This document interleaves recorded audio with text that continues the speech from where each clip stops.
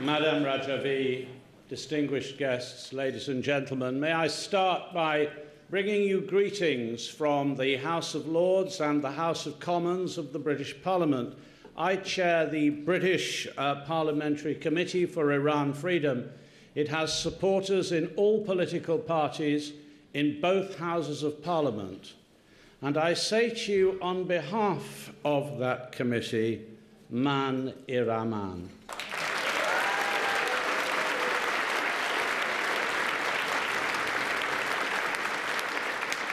For it is my view, and it is our view, among the many supporters in the British Parliament, that we stand in the place of the people of Iran for freedom, for justice, for change, for democracy, and for diversity, all subjects that have been addressed earlier.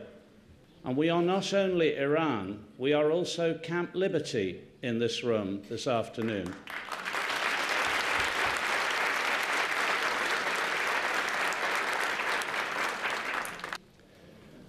Last week, but 50 years ago, as a schoolboy, I walked in a file for about 3 hours through a very cold London, and eventually I filed past the coffin of Winston Churchill, sitting in the Great Hall at Westminster in the Houses of Parliament in London.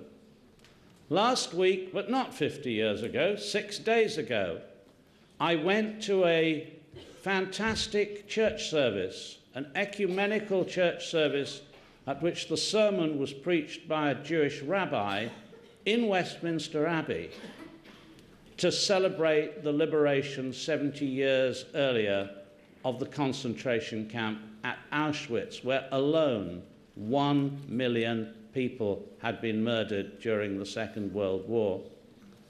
And what I think the juxtaposition of the anniversary of Churchill's death, in which I'd had that schoolboy experience, and what happened last Sunday, was that it taught me that if you have the will, if you have the determination, if you have the trust in your own confidence, and if you can gather around you people who will work with you with determination to the end you have given yourself, you will achieve. And that is why we are here today. That's why all over the world, politicians get together in different countries to support you, the Iranian community, to bring freedom back to your own country.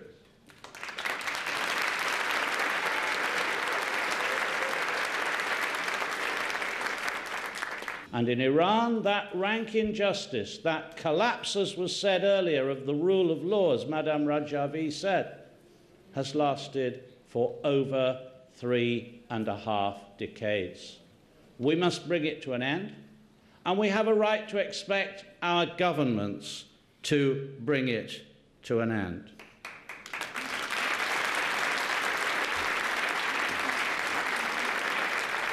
And we now have an international criminal court. Every person hanged in Iran for their political beliefs, every person whose face, every woman whose face has been damaged because she wore the wrong sort of clothes for the mullahs, every person who has been stoned, hanged in public, beheaded, every one of those people has the right to believe that the perpetrators will be brought to justice in the International Criminal Court in due course.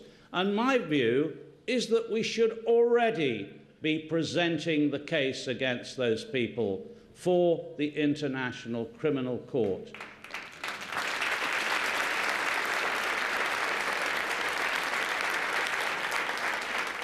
But what are we doing with some of those people? We're saying to them, don't worry about all that. Come into the conference chamber and join us. Let's forget all that injustice. Let's talk about nuclear weapons. Let's trust you. Western leaders seem willing at the moment to decouple from the nuclear negotiations issues about human rights. Ladies and gentlemen, that is unacceptable. You cannot decouple human rights from negotiations about nuclear issues, because it is a test of that trust to say to them, you must stop your human rights violations. If they're not prepared to stop their worst human rights violations, they're not going to abandon their nuclear program.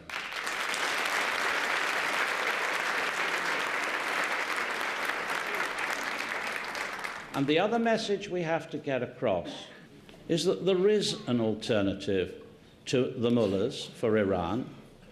The leader is sitting at the table to my right.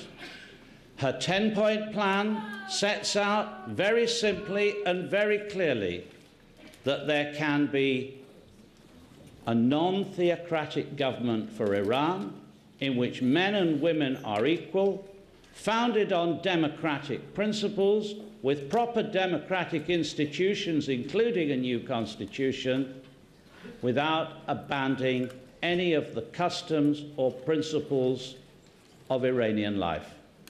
And I think that that's a cause worth struggling for, and I think that Western leaders should recognize, and their governments should recognize, that there is a government, sadly in exile, which is ready to take Iran into a new democratic era the moment you are given the opportunity.